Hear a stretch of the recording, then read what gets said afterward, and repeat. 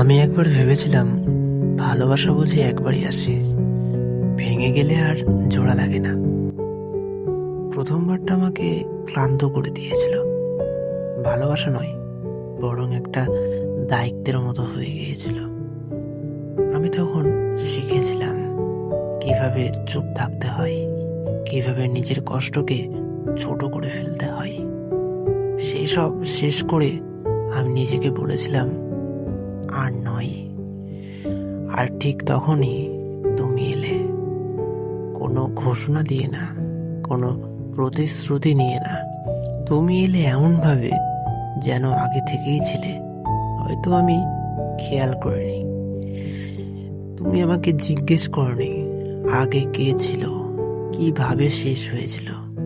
তুমি শুধু জানতে চেয়েছিলে আমি এখন কেমন আছি। এই প্রশ্নটা আমাকে আবার মানুষ বানিয়ে দিল। দ্বিতীয়বার ভালোবাসা প্রথমটার মতো চিৎকার করে না, এটা ধীরে আসে। কথা কম, বোঝাপড়া বেশি।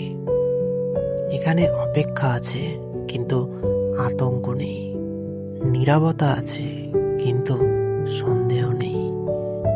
আমি প্রথমবার ভালোবাসায় হারিয়েছিলাম, দ্বিতীয়বার আমি নিজেকে খুঁজে পেলাম।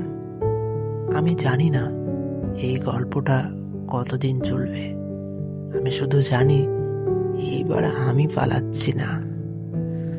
দ্বিতীয়বার ভালোবাসা মানে নতুন করে সব শুরু করা না, পুরনো ভাঙা জিনিসগুলো নিয়েই ভালোভাবে থাকা।